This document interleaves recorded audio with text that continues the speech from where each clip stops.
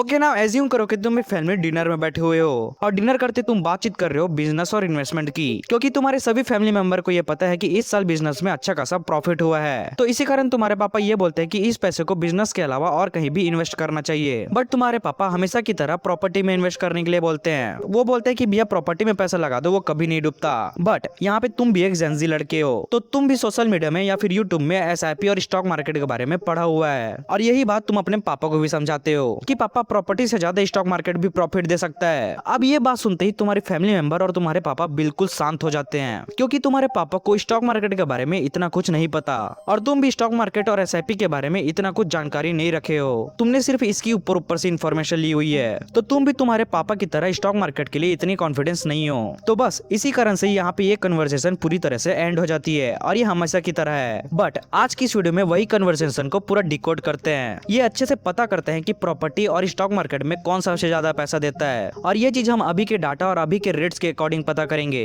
तो भाई तुम हो रिच बाबा के चैनल पे, इस चैनल पे इसी टाइप की वीडियोस आती रहेगी, तो सब्सक्राइब करके रख लो। तो चलो चलते हैं वीडियो पे। तो यहाँ पे एक परफेक्ट कंक्लूजन निकालने के लिए हमें यहाँ पे एक रूल फॉलो करनी होगी, क्योंकि कंपैरिजन फेयर होना चाहिए, तभी तो तुमको पता चलेगा कि एग्जैक्ट पैसा कहाँ लगा सकते हैं। तो स्टार्ट करते हैं। तो सबसे पहले हम टीम डिवाइड करते हैं। टीम ए में रहेगा प्रॉपर्टी और टीम बी में रहेगा स्टॉक मार्केट, और दोनों टीम के पास होंगे इक्वल 50-50 लाख रुपए, और ये इन्वेस्टमेंट होगी पूरे 20 साल के लिए। और प्रॉपर्टी में इन्वेस्ट करने के लिए हम लोकेशन रखेंगे मुंबई के थाने डिस्ट्रिक्ट में। ओके, तो ये क्लियर हो गया। बट यहाँ पे एक इंपॉर्टेंट बात है, यहाँ पे हम लोन वाले सिनेरियो को कवर नहीं कर रहे हैं। तुम्हारे पास जो 50 लाख रुपए हैं वो मानते हैं कि पूरे के पूरे कैश है, क्योंकि लोन वाले सिनेरियो में कंपैरिजन पूरा अलग हो जाता है, उसे किसी और वीडियो में डिस्कस करेंगे।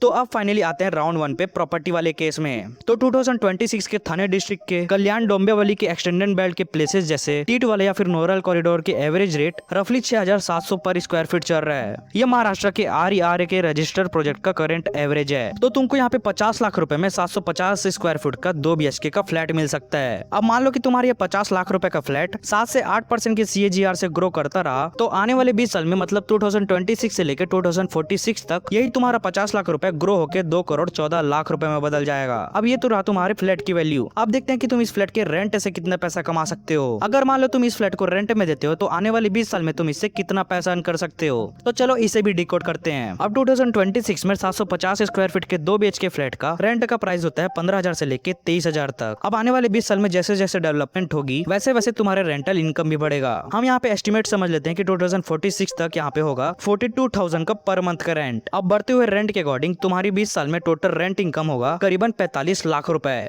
लेकिन अब रुको, यहाँ पे कुछ कॉस्ट डिडक्ट भी होगा, और यही वो स्टेप है जहाँ पे ये कोई नहीं करता, क्योंकि प्रॉपर्टी में इन्वेस्ट करने के बाद बहुत सारे आगे खर्चे भी होते हैं। तो चलो हम इसे डिडक्ट करके एक्चुअल नेट प्रॉफिट पता करते हैं। तो सबसे पहले स्टैम्प ड्यूटी लगती है, ये लगभग 6 से 7% का होता है, और 20 साल में ये तुम्हारा हो जाएगा 3,50,000 रुपए। उसके बाद सोसाइटी मेंटेनेंस जो 4,500 रुपए मंथ का होता है, ये तुम्हारा आ जाएगा 10,80,000 रुपए। उसके बाद आता है प्रॉपर्टी टैक्स जो साल का 18,000 रुपए मान के चलते हैं, तो ये हो जाएगा तुम्हारा 20 साल में 3,60,000 रुपए। उसके बाद आ जाएगा तुम्हारा रिनोवेशन और रिपेयर जो 20 साल में तुमको 2 बार तो करवाना ही होगा, तो इसका कॉस्ट मान लेते हैं लगभग 8 लाख रुपए। अब उसके बाद आते हैं ब्रोकरेज ऑन सेल जो लगभग 1% का होता है, तो ये तुम्हारे 2 करोड़ 14 लाख रुपए में ये 1% होगा 2,14,000 रुपए। अब लास्ट में ये वैकेंसी लॉस जो लगभग 7 लाख रुपए का होगा। अब इन सबको टोटल करने पे ये बैठ रहा है 35,04,000 रुपए। तो अब देखो तुम्हारे प्रॉपर्टी का नेट पोजीशन क्या है। तो तुम्हारी फ्लैट की वैल्यू 2046 में होगी 2 करोड़ 14 लाख रुपए।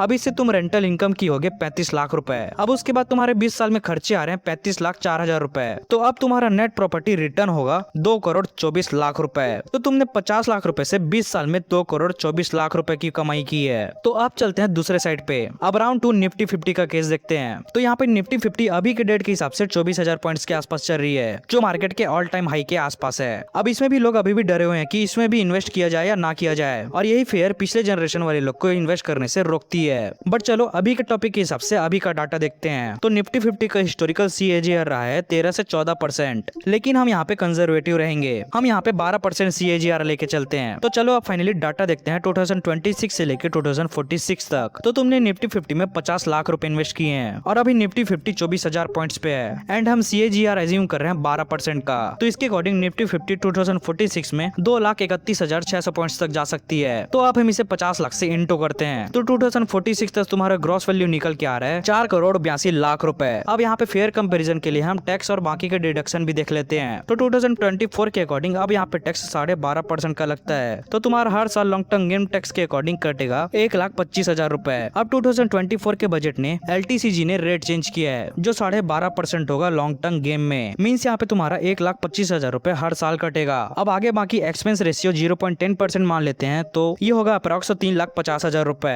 अब उसके बाद LTCG टैक्स 12.5% जो तुम्हारे नेट वैल्यू 4,32 लाख में कटेगा वो होगा रफली 54 लाख रुपए। अब फाइनली हम ब्रोकरेज एंड ट्रांजेक्शन को ले लेते हैं 1 से 2,000 रुपए। तो अब फाइनली इन सब का टोटल करने के बाद तुम्हारा नेट प्रॉफिट आ रहा है 4,28 लाख रुपए। तो क्या फाइनली अब यहाँ पे पूरा डाटा क्लियर है? मतलब तुमने 2 करोड़ रुपए ज्यादा अर्न किए हैं। मतलब तुम प्रॉपर्टी से ज्यादा स्टॉक मार्केट में 2 करोड़ रुपए ज्यादा अर्न किए हैं। बट रुको, यहाँ पे थोड़े बहुत ट्विस्ट है। अब मान लो तुम लोग 50 लाख को डाउन पेमेंट की तरह यूज किया और 1 करोड़ का होम लोन लेकर 1.5 करोड़ की प्रॉपर्टी खरीदी तो 2046 में वो प्रॉपर्टी की वैल्यू 6 करोड़ तक हो सकती थी और लोन इंटरेस्ट या तो 1.4 करोड़ होता या फिर 1.6 करोड़ होता और उसके बाद भी तुम्हारी नेट प्रॉफिट 4 करोड़ की होती। लेकिन अभी का डाटा बोलता है कि स्टॉक मार्केट ने प्रॉपर्टी को क्लियरली बीट कर दिया है। लेकिन यहाँ पे एक पॉइंट है, स्टॉक मार्केट कभी भी स्टेबल नहीं होता, वो कभी भी 30 से 50% तक नीचे गिर भी सकता है। But property compare to stock market एकदम सेफ गेम है, बस आपको रिस्क मैनेजमेंट करने के लिए आना चाहिए। तो बस आज के लिए इतना ही। अगर आपको वीडियो पसंद आई तो लाइक कर देना और कमेंट कर देना कि आगे कौन सा टॉपिक में वीडियो चाहिए। So thank you.